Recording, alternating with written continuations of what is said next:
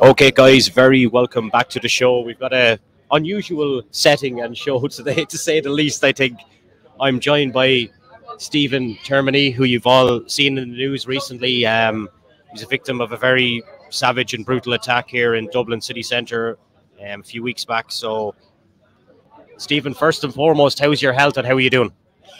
Well, it's a little foggy, I mean, sometimes I get headaches. My vision is a little blurry. I can't walk like I used to, but they all tell me to be patient. You'll get it all back. And I'm just happy to be here and enjoying my life. Um, I'll get back. I'll get it back. I'm doing all right. You know, Just we've seen obviously all the stuff in the news, etc., etc. But for yourself, anyway, give people a little bit of an idea of who you are and what's your story like pre all this kind of stuff. I'm just a guy that works in a galvanizing factory, a steel worker.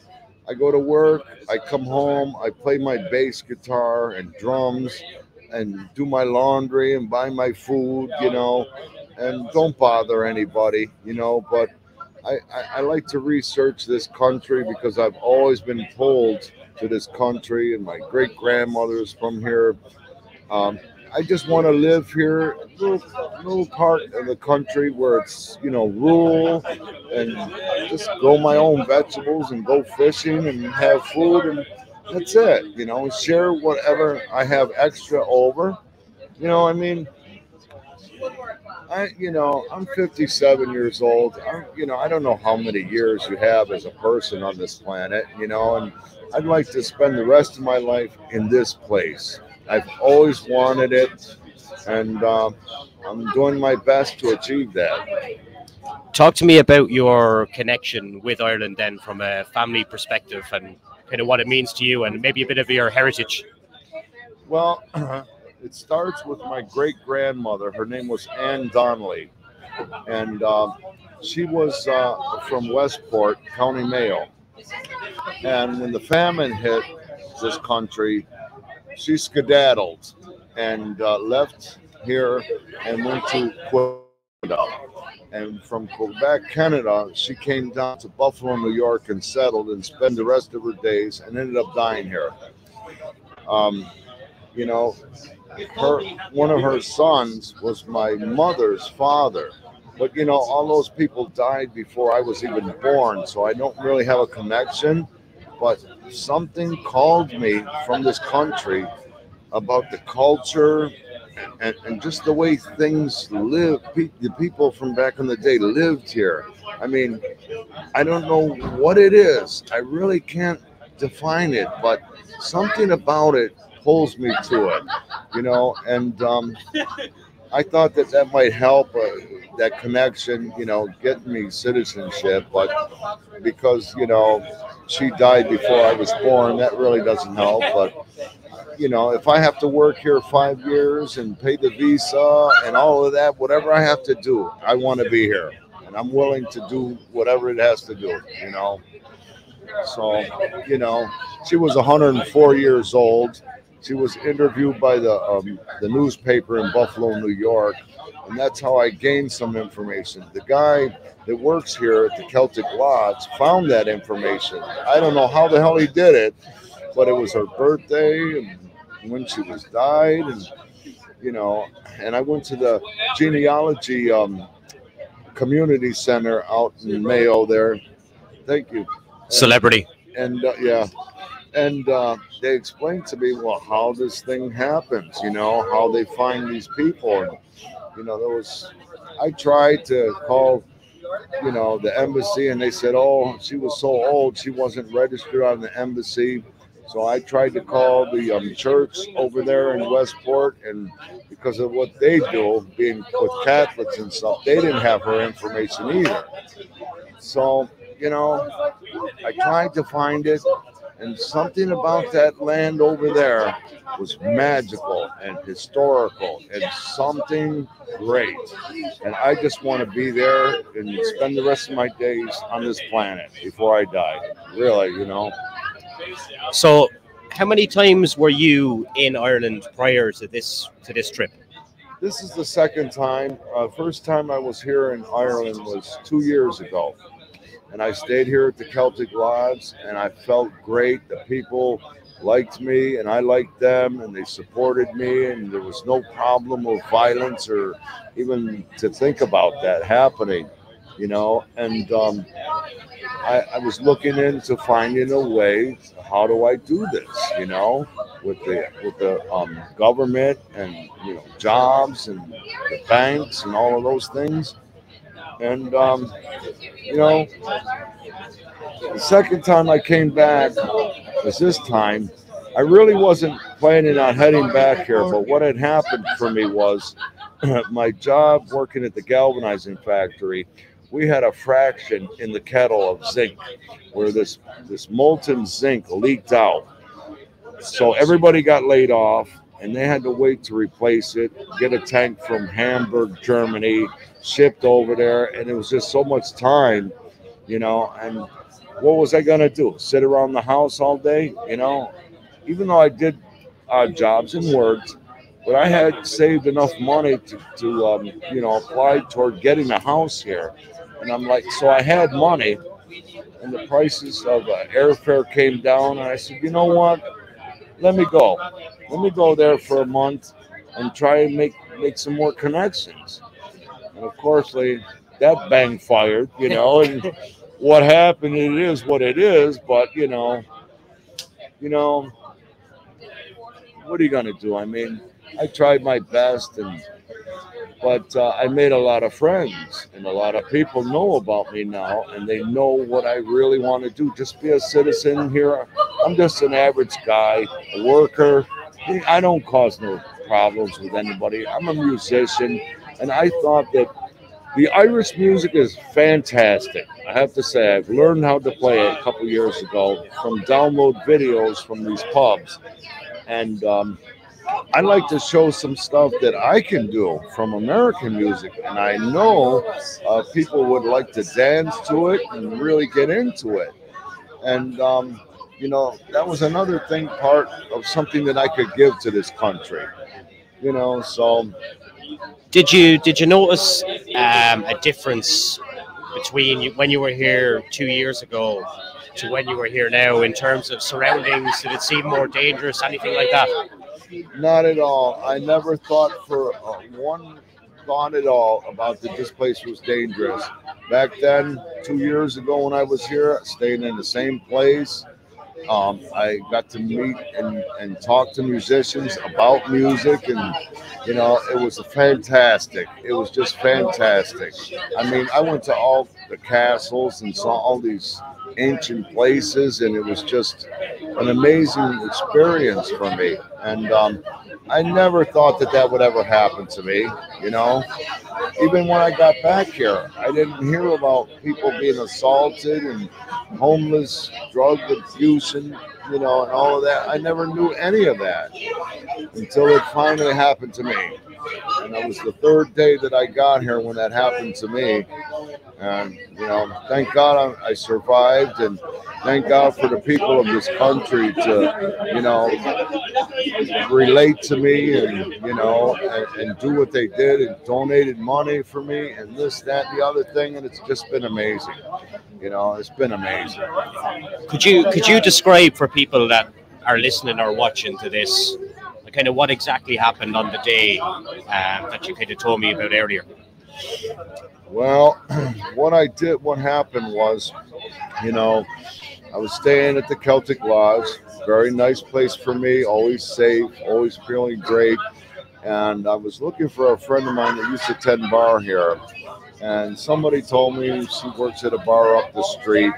And I went down that way, because they never gave me the name of the pub, and the exact location and whatnot. So I went down there and, I tried to walk into this one pub down there. And the next thing I know, I'm socked in the nose, broken my nose, killed my eye, knocked me on the floor, kicked me in the head so bad it gave me a hematoma and made me slip into a coma, And I didn't even know any of that part till I saw the original closed caption videos of it. and woke up in the hospital, you know, to where I can actually know what the hell was going on. But, you know, and I forgive them kids for what they did. I don't know why they did that. I never said anything to cause that to happen. I never spoke a word to those kids, and you know, I forgive them for not what they know what they do. You know, that's really all I can say about that. And, you know, I've been asked that, what would you like to see what happened to them kids? I'm like, that's not my job. They're in court with the judge. He knows what he's doing. Let him handle that. I don't want to get involved in that. Feeling like, oh yeah, lock them up for 100 years or none of that. No, I don't want no part of that. I'm still alive. You know, I can see. People know me. It's making me feel good to be alive and here. Why would I? Why would I? And how did it feel, kind of, when you woke up, and what was your care kind of like in the hospital, and what you can remember? Well, I was in 2 hospitals. I don't remember anything about the first hospital, but the second hospital, Garda came and talked to me and wanted to hear what I could say to fill out forms and this and that. And the U.S. Embassy agent came to me and said, if you have any problem here, because our number, call us. And security team surrounded me. Anytime I went outside to smoke a cigarette, they went with me. You know, and everybody immediately knew who I was, recognized me. There was some shady stuff that kind of happened, but they protected me. And the hospital gave me several pills in a cup, you know, about 20 pills, you know, and I would ask them, what the hell is this? And what the nurses that were trying to give it to me didn't really know the answer. All they could say was pain pills. I'm like, who told you I was in pain? I never said that. And it would make me so messed up. You know, that didn't help. That really didn't help. So I refused it. I said, I don't need this. And, you know, they would do tests on me to see if my cognitive ability was there. And as far as I'm concerned, I completed all that. But, you know, then they wouldn't let me go. And they had, you know, a judge write a contract with the doctor and said, don't let him go. Don't let him go. I'm like, really? Don't make me call the U.S. Embassy, because they'll make me let me go. But I don't want to cause no problems with the U.S. Embassy and the minister here. Yeah. You know, I understand what's going on there, and I don't have no problem. But when she did call me, I said, you know, I know you're a powerful person. You've got a lot on your plate. But let me give you a few ideas that might help you. I said, it's up to you to make these decisions, but I have a few ideas that might help the situation. And I talked to her, and she, you know, she understood that. Whether or not that's going to happen, you know, or not, it's out of my hands, you know. But at least I tried, you know. Of course, a big moment. I was telling you. When you were in hospital, I made contact with your 2 sons, and I was kind of reiterating to them that I had a friend that comes to our promotion parties here in Dublin was killed in a kind of a random attack as well.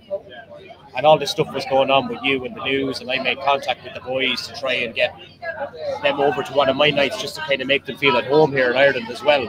So what was it like kind of waking up and having the 2 boys here for you? Well, it was really nice to see them, and I gave them great big hugs, and they always controlled all of that in the hospital and whatnot.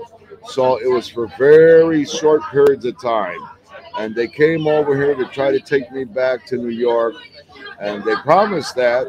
But when they got here and actually said, okay, we're ready to do that, we said, oh no, we're not going to let him go. We're going to hang on to it for a little while longer. And then they you know, they already had a flight already booked, and they had to go back to New York. But, you know, I still keep in touch with them on the Facebook, and you know, and all of that. But it was, you know, when you're here all by yourself and you're trying to, you know, establish what I wanted to do, it's difficult to learn this whole thing because it's different from the way I live in the United States. But I'm learning everything I can, talking to people, and sometimes the Gaelic, you know, the way people speak, it's tough for me, and I have to ask them to slow it down. And you know, I don't know what you're saying, and you know, I mean, they tried to help, but they couldn't. They really couldn't achieve anything. There was no power. You know, I didn't even have power. You know, to do. They tried to make me sign papers to give total power, but I'm like, oh no, no, I'm not doing that. You know, so you know, I mean, Was it a case where you think that they were so worried about your health, or because it was just a massive media story that they kind well, of you wanted know to? what? I think they might have been. I didn't think that in the beginning, but then after a while, I thought about it. And I said they are really concerned about my health. But here's the other thing. You know, if they let me go and put me on a plane and flying at such an altitude across the Atlantic Ocean, if something happened to my brain, Yeah. they would be responsible for it. And you know, not that I would hire a lawyer and sue the thing. I would never do such a thing, you know, but they have to do that for themselves. And I understand that, and, you know, and I understand that they really had my, but I tried to prove to them that I have my wits about me. I know what I'm doing, you know, when they give me all these tests in the hospital to show them my cognitive was back. I could remember things, you know, and I was a little frustrated why they wouldn't let me go. It wasn't like I was going to go back to Buffalo right away. I mean, I've been in the hospital all that time and never got to do any of those things that I came here to do, you know. And I would stay here for another month, like I have now, and do those things that I wanted to do. Thank God they didn't get my money, you know. Let's talk about the reaction from the Irish public. And I there was a few people I was talking to today. That I worked up here for 8 years. I know a lot of people in Dublin, and they're kind of afraid of being tarred with the brush now of this is what Dublin is really like, and there is elements to it, but not No, real no, Dublin. You know, no, no. I would never recommend anybody, and especially in America, not to come to Dublin. I would never say that. Would say, watch what's going on and travel down the road with somebody and call a cab and take a cab and just realize what's going on. But I would never say, oh, Dublin is terrible because of what happened to me. It is what it is. It's over and done with. But Dublin is a wonderful place. This country is a wonderful place. Don't be thinking that it's dangerous and that'll happen to you. it can happen in any big city. It can happen to anybody. I mean, look at what happened in Buffalo, New York. I mean, come on. The United States is full of violence and all that. Everybody's armed with firearms. You know, I mean, I just don't know why that happened. And, you know, I just, now I know how to see it coming, you know, and I see it coming. Do you find And that you look at things differently now? yes, I do. I do because, you know, when I'm standing out on the street smoking a cigarette, is basically all I'm doing, or maybe having a cup of coffee in the morning. Um, and I see what's going on. It's a little different than I used to before. There's just so many people here from other countries, but you know, the Irish people that I talk to are the nicest people. They will answer any questions. They will talk to you. It's just amazing. It's not the Irish people. Even though these kids were Irish, it's not the real Irish people. It's not that. So, you know, and when I came out of the hospital, I came right back to the street where it happened. Yeah. Right up the street from And, where and it happened. and that's where we was like, where will I meet you today? And you were saying the Celts, and I was like, well, Yep, okay. right up the street from where it happened. Yeah. Yeah. But we're going to wrap up shortly. We'll talk about your time in Mayo now, because obviously we touched on it earlier That was about the amazing. heritage. So just tell people about Mayo and how you enjoyed that. Oh, Mayo. I don't even know how to describe what it looks like. It's like an old fairy tale. The way the architectural, the way the houses are around, and where I was at was Kukulan. Really cool place. Older people. There was none of this of homeless people on the street asking you for money or all drugged up and acting crazy. Yeah. None of that. It was beautiful food. You know, I couldn't walk very well and very far, so I had to take cabs to where I went. But they recognized me and everybody knew me. And I even talked to the Mayo newspaper and from the heart about how I felt. And it's an amazing place. It's, you know, now I can understand why I have such a culture, because my grandmother was from there. You know, I can see it all. I can see it all. It's just an amazing place. I would say go there and see that place and talk to those people there, and you will have a joyous time, you know. Do you think in a way that your grandmother all this time has been looking down on what's happened here, and it's kind of come kind of full circle to where you are now? Well, it's hard to say, because, you know, I've been dealing with demonic entities in that hospital. I could see them flying in a room and messing with people, and they would get to me.